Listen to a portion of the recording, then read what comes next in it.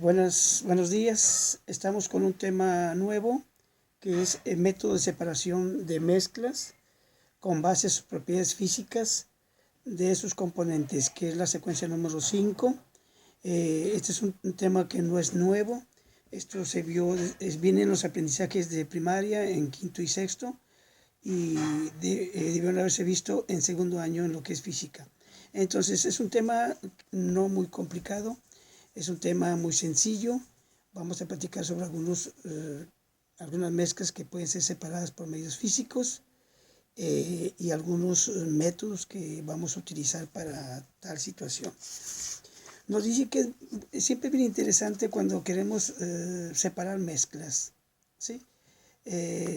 A veces mencionaba en una clase anterior que si tenemos una mezcla, un cóctel de frutas, donde tenemos manzana, uva, pera, cualquier montón de plátano, cualquier número de frutas, si alguna de ellas no son de mi agrado, pues yo utilizo un método físico para separar lo que no me gusta. En este caso podemos utilizar un tenedor, un palillo, una cuchara o nuestras manos si están limpias.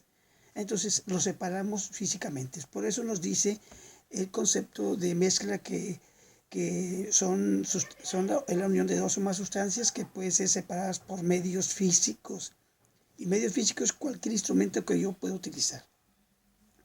Pero ya en el laboratorio, ya pues no vamos a utilizar la mano ni nada de eso, sino tenemos que tener algunos métodos efectivos y completos de separación, ¿sí? Algunos de ellos, voy a mencionar algunos métodos, es el método de evaporación, otro es el destilación, la destilación, la decantación, la filtración, la cromatografía y la extracción. Vamos a ver algunos de los más importantes y no vamos a ver unos 3 o 4, explicarlos para que puedan entender cuáles son la manera en que se puede utilizar para hacer la separación de los componentes. Primero tenemos evaporación. Nos dice que la evaporación es un método de separación de sólidos y líquidos miscibles entre sí, es decir, que se pueden disolver perfectamente uno en otro. Nos dice, el método consiste en calentar una mezcla de modo de que alcance el punto de ebullición del disolvente, que pase a fase de vapor y permita que el sólido disuelto pueda recuperarse. Un ejemplo de donde podemos utilizar la evaporación es si yo tengo agua con sal, ¿cómo lo puedo separar?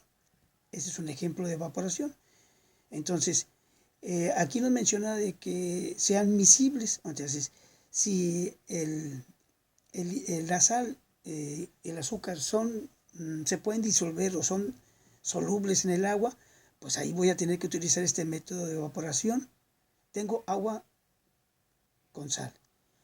Dice que lo pongo a calentar. Sabemos que el punto de ebullición del agua son 100 grados centígrados. Entonces empieza a hervir a 100 grados cuando pasa de líquido a vapor. Entonces, ¿qué pasa? Cuando tenemos las dos sustancias, se las ponemos a calentar en la estufa o en un mechón o en una lámpara de alcohol, pues lo que se va a hacer es que se nos va a ir el agua.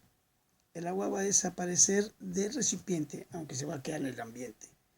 Pero, ¿qué va a quedar ahí? La sal. La sal va a cristalizar al fondo. ¿Por qué? Porque el punto de ebullición para que la sal se convierta se fusione, pues va a necesitar mucha temperatura, ¿sí? Y sabemos que el agua tiene una menor temperatura de ebullición. Entonces, por eso es la manera de poder separar dos sustancias donde un sólido es el cloruro de sodio y el líquido es el agua, ¿sí? Este es el método de evaporación. Claro. Y si queremos esa agua que está en el recipiente, poderla recuperar, que si fueron 100 mililitros y yo la quiero recuperar, pues tengo que poner un sistema cerrado donde yo ponga un refrigerante y ponga una evaporación completa donde yo pueda captar ese vapor, que se condense y se vuelva a convertir en agua. se puede, pero a veces no es necesario que tengamos el agua, que nada más yo quiero recuperar la sal que acomodé en la mezcla. Entonces nada más es la evaporación. El agua se nos va al ambiente y recuperamos de manera cristalizada la sal. Otro método es la destilación. Ahí en su libro, en la página 44, viene el sistema y los componentes de instrumentos que tiene el laboratorio para poder hacer este proceso de destilación. La palabra destilación la hemos oído, se oye comúnmente. Dice, se destila el jugo de algunas frutas para convertirlas en vino. O sea, destilar es convertir una sustancia en vino o en cerveza. Se destilan esas sustancias que las queremos convertir en alcohol, ¿verdad? Y este método de separación llamado destilación dice en nuestro libro, este método de separación es muy útil cuando se tiene una mezcla de dos o más líquidos miscibles, es decir, que se disuelven perfectamente entre sí. Por ejemplo, el agua con etanol. Entonces ahí tenemos dos líquidos. Entonces la destilación es para dos líquidos, no es para un sólido y un líquido. Si es un sólido y un líquido, tenemos la evaporación, pero si los dos son líquidos, utilizamos este método que es destilación. Un ejemplo que nos dice aquí, si yo tengo etanol, ¿sí?, que su fórmula es CH3-OH, ¿sí? Si tenemos este alcohol disuelto en un recipiente con el agua, lo vamos a separar, ¿sí? Pero ¿por qué lo vamos a separar? ¿Cómo se va a dar la separación? Entonces es lo mismo calentando, porque aquí lo que se va a manejar es que ambos líquidos tienen diferente punto de ebullición y tienen diferente densidad cada uno. Si decimos que el agua evapora a 100 grados centígrados, podemos decir que el alcohol ebulle a 78 grados centígrados. O sea que al poner a calentar yo una mezcla de agua con alcohol, al poner el termómetro y al marcar 78 grados centígrados, el alcohol va a empezar a evaporar y en unos segundos el alcohol se evaporó, se fue al ambiente. Y si yo quiero a 90 grados, ya apagó el sistema, voy a estar seguro de que ahí no quedó ninguna partícula o molécula de alcohol, porque a partir de los 78 todo se fue evaporando y por causas de la altura o nivel del mar, pues puede variar de 78, 79, 80, pero no pasa de 2 grados cuando yo ya no voy a tener ninguna molécula de alcohol en el recipiente que estoy utilizando para la separación de estas dos sustancias. Entonces, la destilación es para separar dos líquidos que son miscibles. Miscibles es que se pueden disolver uno en otro, ¿sí? En el laboratorio se prepara el sistema para destilar. Comúnmente ahí los muchachos en el laboratorio destilamos un refresco de Coca-Cola, en la cual en el recipiente original base se quedan los azúcares, edulcorantes, se queda los colorantes, ¿sí? Y pasa y se destila la pura agua pura, que es el agua químicamente pura, ¿sí?, o agua destilada. Entonces es la manera, en el laboratorio se hace esta práctica que se llama destilación de un refresco de cola. Bien, otro bien importante método de separación es la decantación.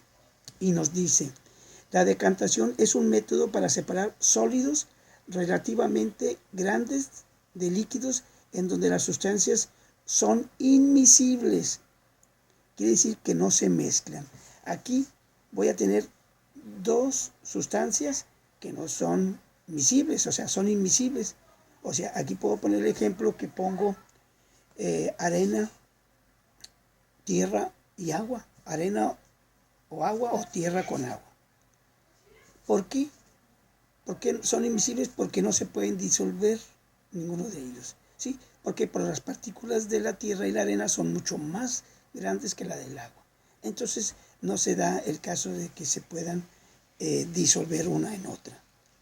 Y la decantación consiste en colocar el agua y colocar la arena y dejarla unas 2-3 horas o dejarla todo el día.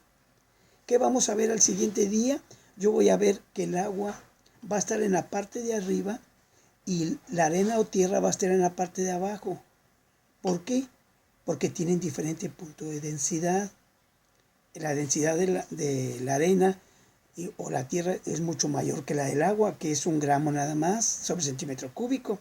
Entonces queda la arena asentada y el agua va a quedar limpia en la parte superior. Entonces, ¿cómo decanto o cómo la separo?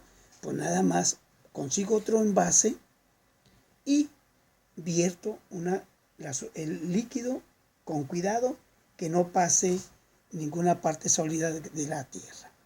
Como va a estar un día y lo vamos a poner un día ahí, pues va a quedar la tierra toda apelmazada en la parte de abajo, precipitando. Y ya va a ser fácilmente trasvasar esa agua a otro recipiente sin que se nos vaya la arena. Ese es el método de decantación. Y el método de filtración es diferente. El método de filtración nos dice que es un método para separar sólidos y líquidos invisibles entre sí. ¿Sí? O sea, lo que acabamos de mencionar. Puede ser arena con agua. ¿Pero qué voy a utilizar para filtrar? Pues voy a utilizar, si va a ser partículas muy grandes, utilizo en mi casa un colador. Y si no tengo colador, pues uso una tela de algodón para poder que pase nada más el agua y todas las partículas queden arriba. O lo que hacemos en el laboratorio, utilizar un papel filtro, ¿sí? Utilizando un embudo de seguridad y separando un sólido de un líquido. En este caso sería, si yo pongo arena, la misma que tenía para decantación, la arena con agua, pero la voy a pasar a otro recipiente para que pase separar el agua y la arena. Entonces al recipiente le pongo un papel filtro y vierto el agua. En el papel filtro va a quedar todas las moléculas de la arena y el agua va a pasar sin ninguna partícula de arena. Va a pasar cristalina.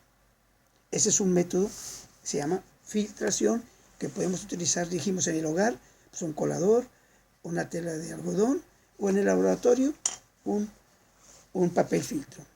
Igualito al filtro que utilizan las cafeteras que se utilizan en el hogar, que es un papelito redondo, ese es un papel filtro, ¿sí? Que deja pasar la pura agua y la esencia del café sin que pasen los granos de café.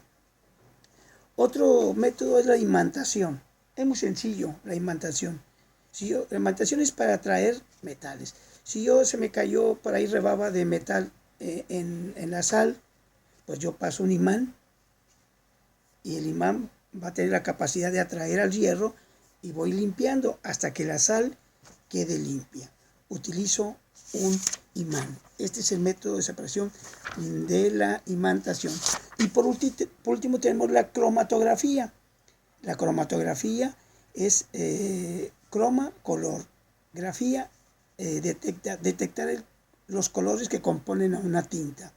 Y eso lo vamos a ver más adelante, en la cual toda tinta de pluma de cualquier color, si la ponemos en un papel filtro y la hacemos pasar agua, el agua al pasar por el papel filtro va a descomponer la tinta en los diferentes colores que la componen y esa se llamaría la cromatografía.